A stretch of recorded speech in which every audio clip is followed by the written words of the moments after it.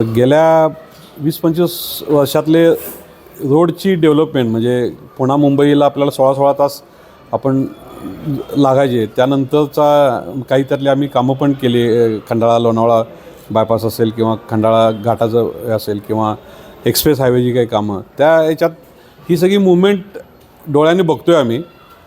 आणि ही बघतो आहे शिरोली नाक्यापर्यंत.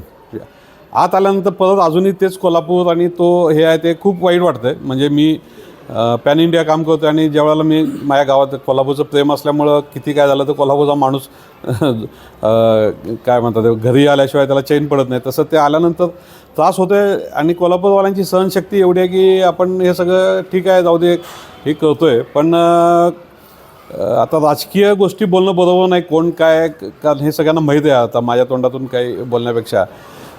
पण जसं शहराची वाढ व्हायला पाहिजे एक तर ते वाढलेली नाही. हद्दवाढचा हा विषय मोठा विषय आहे. आणि चांगली गोष्ट म्हणता येईल की प्रत्येकाची बाईंग कॅपॅसिटी आता वाढली आहे. एका घरात आता 4 गाड्या लागतातच. म्हणजे मुलीला कॉलेजला जायला गाडी बाईक पाहिजे, 4 व्हीलर एक तरी घरी पाहिजे. आणि ह्या सगळ्या गोष्टी तर पार्किंग कुठंच नाही आहे. कारण हे जुनं कोल्हापूर, मी शिवाजी पेठेत बॉर्न अँड ब्रॉट अप असल्यामुळं मोठा हे आहे की गाडी लावायची कुठं.